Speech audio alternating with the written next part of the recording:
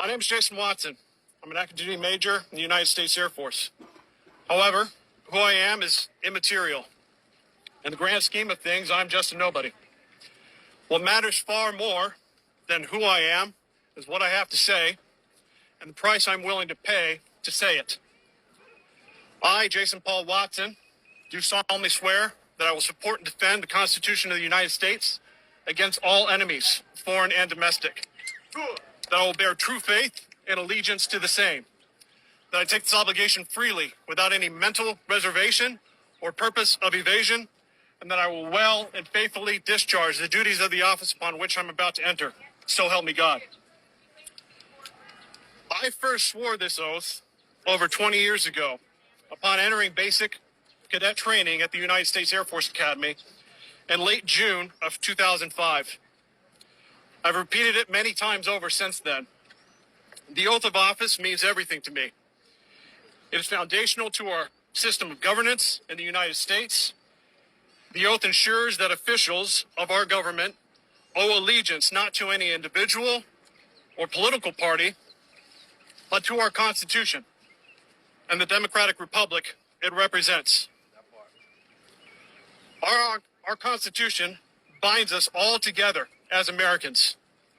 Like countless veterans before me and military members serving now, I have devoted my life in service to our democratic republic, always doing my best to honor my oath and protect America against foreign threats. But the greatest threat to our democratic republic is not a foreign one. It is us, we the people, not just the left or just the right or just the center, all of us together define who we are as Americans. And like it or not, we have all played a part, myself included, in getting ourselves into this mess we are all in. The burden of that culpability is much heavier for some amongst us than others. Undeniably, and for those with a lion's share of guilt, such as those currently running the executive branch of the government, the bill must come due.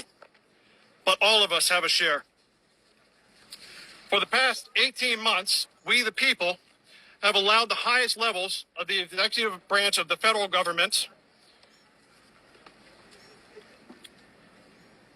to violate our Constitution and their oaths to it with impunity. When the President of the United States orders military action against foreign countries absent an emergency scenario where American interests are under imminent, dire threat, as was done with Venezuela, Cuba, and Iran, that's an unconstitutional usurpation of Congress's authority and a violation of the War Powers Clause. These violations resulted in the deaths of 13 service members and injuries of hundreds more. For this, the President and Vice President must be impeached, convicted, and removed. Wow.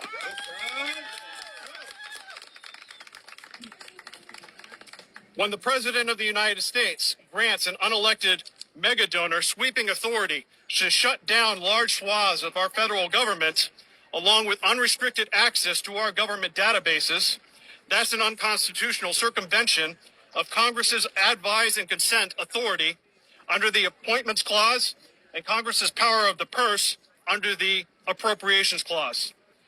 These violations exposed every American's personal sensitive data to leaks and exploitation, illegally terminated tens of thousands of federal civil servants, and crippled support for Americans for medical care and disaster preparedness, and by far most tragically, resulted in the deaths of hundreds of thousands of the world's most impoverished people with inhumanely abrupt cessation of U.S. aid. For this, the President and Vice President must be impeached, convicted, and removed. When the President of the United States directs the Department of Homeland Security to deny hundreds of people any due process before illegally detaining them and sending them to a foreign prison notorious for human rights abuses, that's a violation of our Fifth and Eighth Amendment rights. Most people sent to CCOT never committed any violent crimes in their entire lives. But are being defamed as violent criminals to this day as a pretext for the torture they suffered in El Salvador, paid for with U.S. taxpayer dollars.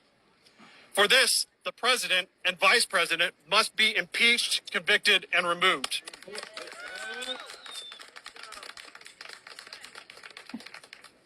When the president of the United States sponsors violence on the American people, engaged in their constitutional right to peacefully assemble and protest, that's a violation of our First Amendment rights. Pastors praying for DHS agents violently attacked without provocation, a legal observer losing an eye after being shot with a non-lethal by an ICE agent, a woman attempting to follow chaotic and contradictory DHS agent instructions fatally gunned down, a subdued man that posed no threat fatally shot after having his unbrandished firearm removed, with statements by high-ranking cabinet members also violating our Second Amendment rights. For this, the president and vice president must be impeached, convicted, and removed. There are innumerable more impeachable offenses that I could cover. Denying congressional oversight of immigrant detention centers that look increasingly like CCOT. Suing institutions like media, colleges, and law firms for billions of dollars while abusing the authorities of the executive branch agencies to extort settlements. Allowing a mega donor to advertise products on the White House front lawn. Trading pardons for donations. Levying illegal tariffs. Weaponizing the Department of Justice against political adversaries while ignoring crimes of supporters and enablers. Attempting to reverse birthright citizenship through executive order. For all of these high crimes and misdemeanors, the president and vice president must be impeached, convicted, and removed.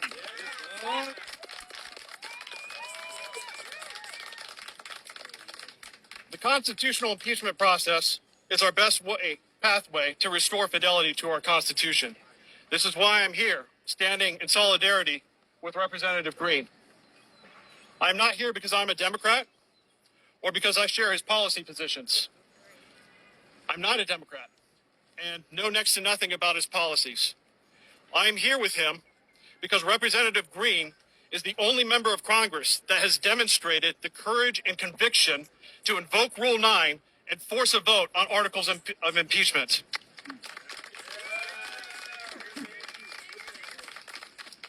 If Congress followed his example, we could remove the entire Trump administration. But Congress remains unconvinced of the urgency and necessity for them to honor their oaths. So we must persuade them with our unrelenting, uncompromising civil resistance.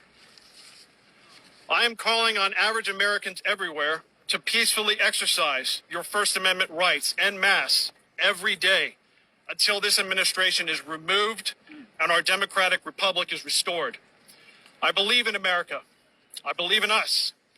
If just a nobody like me can take a stand for our Constitution and our democratic republic, then you can too. I hope you will join me in the defense of our republic. Thank you.